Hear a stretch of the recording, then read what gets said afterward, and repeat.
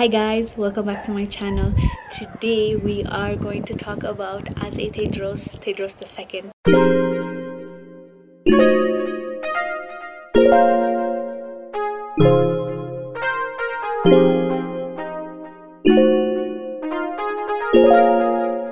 So the British Museum has decided to return back the hairlock they have stolen from Emperor Tewodros II when they came to take him as prisoner. He actually, rather than being taken as a prisoner, he killed himself. So after they discovered that that's his body, that's the king's body, they took a lock of his hair to show the Queen of England that they have actually accomplished what they went for. The force was led by General Robert Napier, and so how they came and took his locks is another story. As in, Tewodros II story, King Tewodros II story, is my favorite story of all the emperors in Ethiopia. The reason might be a bit weird. He was actually not a descendant of any king, any queen, any bloodline of a royal family. He actually came into power by his own will, not will force, as in he is actually the real life Robin Hood. I even suspect that that book was written based on him because he was a bandit. He was born in 1811 in Ethiopian calendar.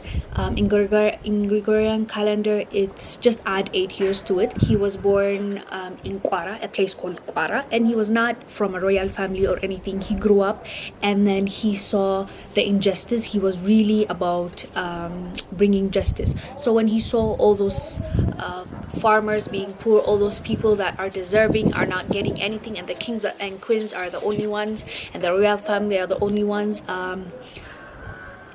that are living the life. So what he decided was he's going to become a bandit. So he used to steal from rich people and go and distribute it to the poor, distribute it to the farmers. So that's why I call him the real Robin Hood. And to be honest with you, I highly suspect that that story came from him. So at the end, he was a bandit. He grew his group. He was conquering every city, every town, and then at some point he really gained power. So he became a king. Once he became a king, back then the royal family, Ras Ali, decided, oh, this guy is a big deal now, we can't do anything. They were forced to give their daughter to him, and that made it legitimacy of the king, kingmanship of him in Ethiopia, because he's married to a royal as well. So he became a king on his own, and that is why I love him so much. But like, he had a lot of oppositions when it comes to the church, because he used to reduce the numbers of priests, reduce the number of deacons, because he thought that you guys are a lot, you're not really bringing anything.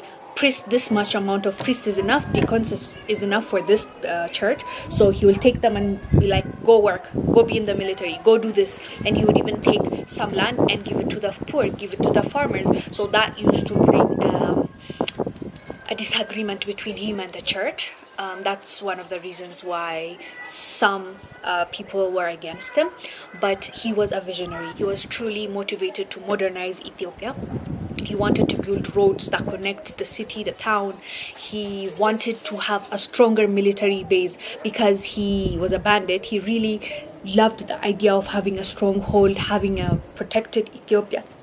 And so he was really interested about building guns, cannons, cannonballs, and all those things that makes a country military strong. So basically what he did that made the British go for his neck is, what he basically did was, there were tourists that were coming to Ethiopia, like tourists, scientists that want to study plantation trees. There were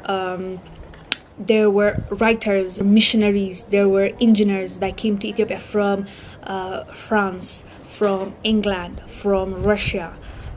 So when they were in Ethiopia, all of them for different reasons, as I mentioned. So they were in Ethiopia, so he gathered all of them from each area and then called them in, and he told them, yo, I want you to build this for me. I want you to act like blacksmiths. I want you to work on a cannon that I'm planning on making. I want you to work as sheep for me. I want you to do this and that. So they're like, that's not our profession. I'm a scientist. One of them will be like, I'm a writer. One of them will be like, I came here to preach about Christ. I'm a missionary. So he was like, guess what? You're not leaving the country. Only if you finish what I'm requesting, you will leave. So they were basically held hostage. Yeah, they were not prisoners. They had their home and everything, and they had food and everything, but also they were forced to make things, you know. So he made them build a cannon. He was really into these things, as I said. He even gave them an area, a place where they live. They come, they work, and he also assigned 1,000 workers along with that, Ethiopian workers, to help with the handy stuff. So they built that for him. And also the first motorized ship that was made in Ethiopia was during his time in 1858 in Ethiopian calendar. Just add 8 years to it if you want to change it to Gregorian calendar. So he made them build that, and so he was the first one. He also was building roads that connect all those towns that he visits. He even, in one of the the ones that were kept captives, he wrote a book after he left, and I think his name was Henry.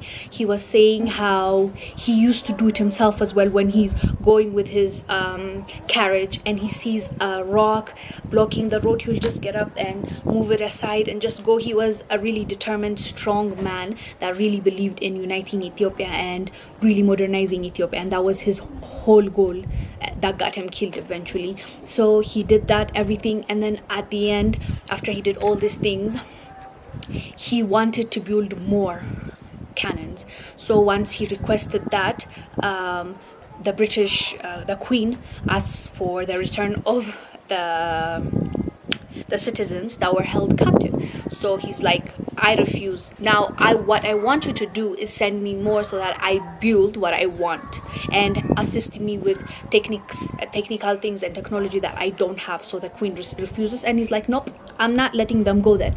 So when he says that, the Queen sends through the General Napier and his army, led by his army, they come. So the timing was not good. If it was before, he would have been ready for them, but the timing she sent through was, he had a lot of oppositions even in the country, within the country. A lot of people were rioting. Kings were like trying to arise and trying to question his authority. So he was kind of weak at that moment. So when they sent through the army on Easter, they did it strategically, because Easter is a big deal in Ethiopia. Even now we celebrate Easter. It's a big holiday. So after they sent through, when they came and seized his quarter, what he did was, he didn't want to be a prisoner.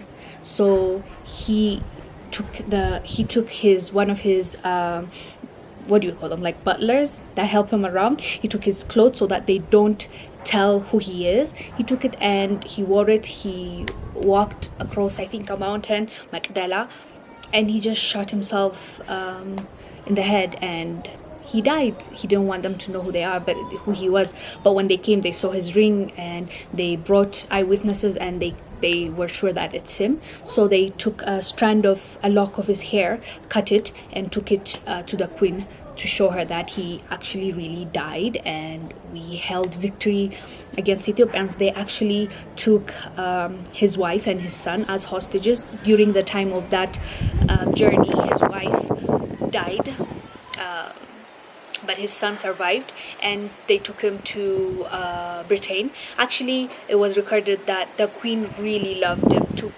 She took him in, and they were raising him as their own.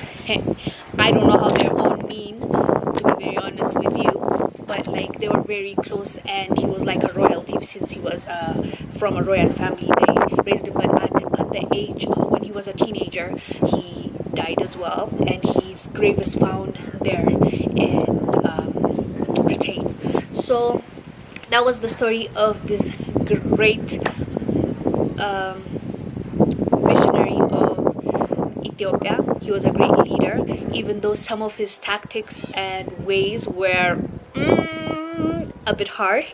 He actually really, you can tell that he really made an effort to modernize Ethiopia and bring a lot of change.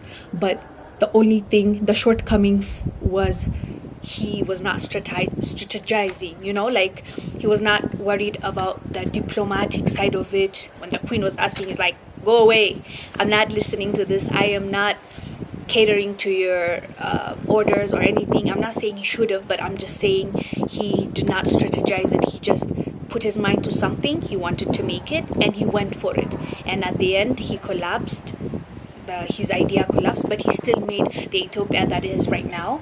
And as Tewodros II really will always be an Ethiopian leader that really lived for the people and done everything he can and he could to make sure that we are stronger as a nation. We don't fall victim to any other nation. So I am happy that that strand of hair is returned.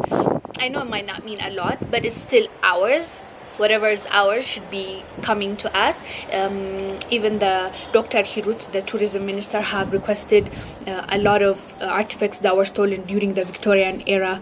That expedition, they were taken a lot of things, the king's crowns, jewelries, the artifacts, they stole a lot of things from Africa and Ethiopia. So all those things need to be returned because they get the money in the museum by showing all those things, and we need that right now. Tourism is a big deal for Africa right now. So I hope a lot of things return as well, and it's a good start. Let's just say this lock of hair is a good start, and I'm very happy to report that we have it back in Ethiopia where it belongs. So that was it. Today's video is really short. Make sure to subscribe. I'll see you on the next one. Have a good day.